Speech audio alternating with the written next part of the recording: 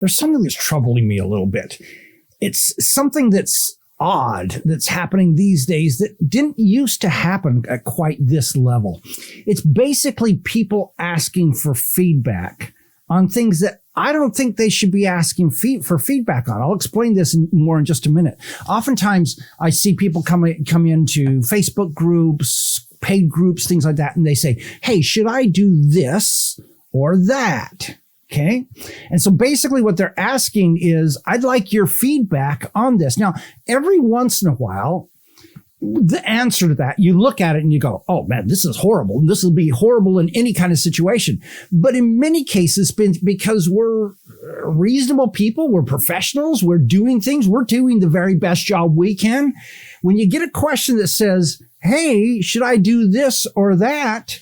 May I suggest that the people who are answering your questions really aren't qualified to answer those questions.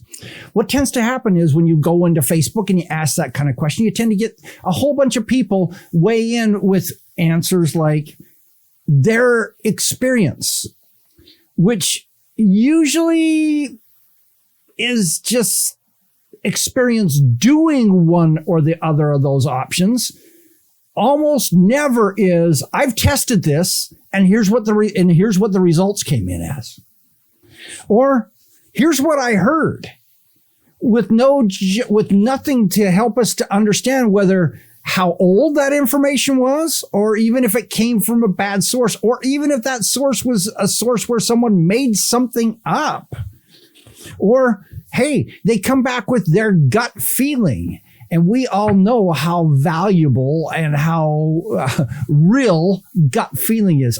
Side journey here for just a moment. I heard a statistic on Groundhog Day this year. They were talking about how Puxahoney Phil is accurate 40% of the time.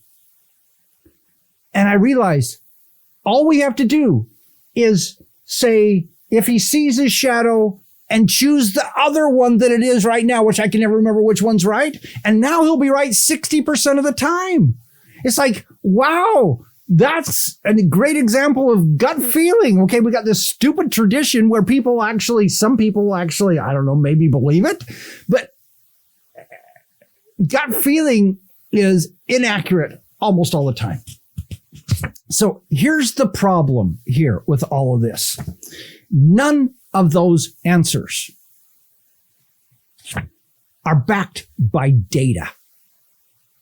They're backed by their personal experience, almost never having tested it, what they heard, or a gut feeling. And almost never is someone coming in and saying, I tested this, here's what the test result. And the problem also is, if I test it, who says that's going to be accurate for you and your list? Because the only thing that counts, and here's the other problem with this whole thing, is that in many cases there is no generalizable right answer.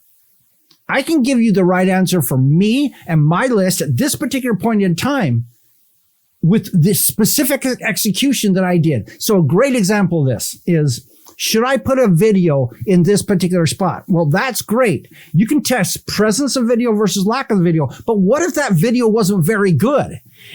And so it will prove that the lack of that video is outweighed by by not having a, okay. So not having a video beats having a video. But if the video was bad, that could be the reason why. And so you just cannot make many of these generalizations. What works for me won't work for you, and vice versa. So if you go by those answers that you're going to get when you go put, hey, what should I do? What should I do? You're putting yourself at risk of losing everything, or at least maybe just making less. Okay? There's only one way you can get an answer. It's a simple solution. Instead of asking people their opinion, test it yourself. Go put it up in 2 different versions, run some traffic through it, and see which one wins. It's literally that simple. Because when you do that, you're working with your business, with your audience, with your execution of it. And it's all right now, not 5-year-old data that's inaccurate by definition. Frankly, I can't understand why I'm even talking about this, because it seems obvious to me that that's the way you answer those questions. If you're enough of a professional that your first shot at it is pretty good, and so you're not going to get a lot of obvious things come out where somebody else will go, hey, well, it's clear you forgot to put the buy button on the page. Well, you're not going to forget to put the buy button on the page, so that's not going to be your problem. If you're a reasonable professional, why would you not be testing? I'll tell you, it used to be that in the internet marketing business, testing was the norm. We'd go to a conference and would sit around afterwards and say, hey, what are you doing? And we'd talk about it. And we need, very frankly, to get back to that. Here's how it used to work. It used to be that you'd say, hey, I did this cool thing. And everybody else sitting around would go, that's an amazing result. Then we'd all go and test it ourselves.